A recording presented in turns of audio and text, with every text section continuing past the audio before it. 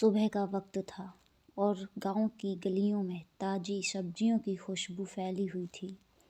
कच्ची सड़क के किनारे अपनी टोकरी सजाए बैठी थी चंचल आँखों वाली राधा। उसकी आवाज़ मीठी थी और हर आने जाने वाले का एक बार मुड़कर उसे देख ही लेता था।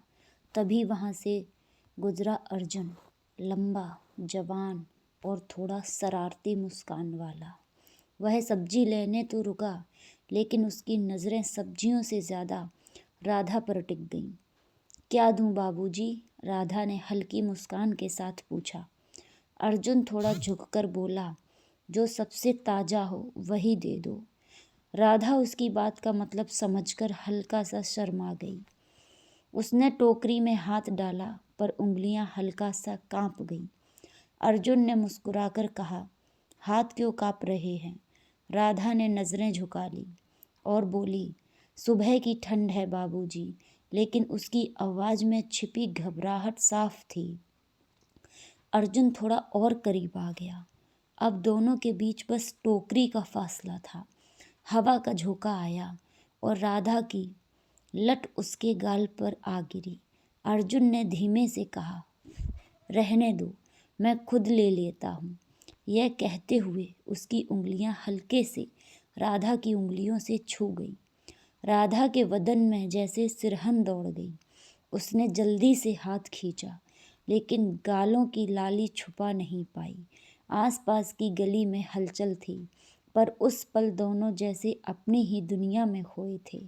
अर्जुन ने सब्जी उठाई, पर नज़रें अब भी राधा पर थीं।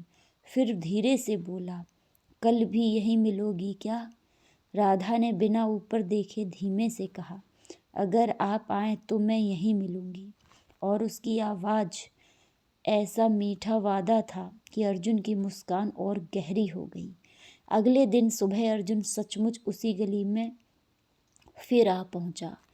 दिल में हल्की सी बेचैनी थी और होठों पर वही शरारती मुस्कान। राधा पहले से ही अपनी टोकरी सजाकर बैठी थी, जैसे उसे यकीन हो कि वह आएगा। अर्जुन को देखते ही उसकी पलकों में हल्का सा झुककर स्वागत किया। आज क्या दोगी बाबूजी? राधा ने धीमे स्वर में पूछा।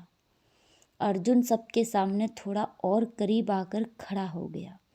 आज तो कुछ खास चाहिए। उसकी आवाज़ पहले से नरम थी। राधा के गालों पर फिर वही हल्की लाली उतर आई। उसने टोकरी में हाथ डाला, पर इस बार अर्जुन ने धीरे से उसका हाथ रोक लिया। एक पल में दोनों ठिठक गए। आसपास लोगों की आवाज़ें थीं, लेकिन उस छोटे से कोने में जैसे समय धीमा पड़ गया था। राधा की सांसें तेज होने लगीं। उसने फुसफुसाकर कहा, कोई देख लेगा। अर्जुन हल्का सा मुस्कुराया, देखने दो। पर उसकी पकड़ बहुत नरम थी, जैसे वह उसे डराना नहीं चाहता हो। राधा ने धीरे से हाथ नहीं छुड़ाया, बस झोंका आया और उसकी चुन्नी हल्की सी उड़कर अर्जुन के हाथ को छू गई। उस स्पर्श से दोनों के बीच में झिझक और पिघल गई। कुछ पल बाद राधा ने बहुत धीमे स्वर में कहा, शाम को मैं पीछे वाले बाग में सब्जी लेने जाती हूँ। अगर आपको सच में खास चाहिए तो वहाँ आ जाना। यह कहकर उसने पहली बार सीधे उसकी आंखों में देखा। उस नज़र में शर्म भी थी और छिपा हुआ निमंत्रण भी। अर्जुन की धड़कन एक पल को तेज हो गई। उसने सब्जी उठाई, लेकिन जाते जाते धीमे से बोला, मैं ज़रूर आऊँगा। और राधा की मुस्कान उस सुबह की सबसे मीठी चीज़ बन गई। शाम ढल चुकी थी और गांव के पीछे वाला छोटा सा बाग हल्की सुनहरी रोशनी में डूबा हुआ था। पेड़ों से पत्तों की सरहट आ रही थी और हवा में मिट्टी की भींगी खुशबू घुली थी। राधा टोकरी के लिए आम के पेड़ के पास खड़ी थी। उसकी धड़कनें आज कुछ ज़्यादा ही तेज थी, जैसे हर आहट पर वह चौंक जा रही हो। तभी पीछे से कदमों की धीमी आवाज़ आई। वह पलटी तो अर्जुन उसके ठीक पीछे खड़ा था, वही शरारती मुस्कान लिए। तुम आ ही गए, राधा ने धीमे से कहा। आवाज में छुपी घबराहट साफ थी। अर्जुन थोड़ा और करीब आया। कहा, तुमने बुलाया था, कैसे ना आता। राधा की उंगलियां टोकरी के किनारे कस गईं। हवा का झोंका आया और उसकी चुन्नी हल्की सी उड़कर अर्जुन के हाथ से छू गई। दोनों एक पल को ठिठक गए। बाग में दूर तक कोई नहीं था, बस पत्तों की सराहट और दो तेज चलती धड़कनें।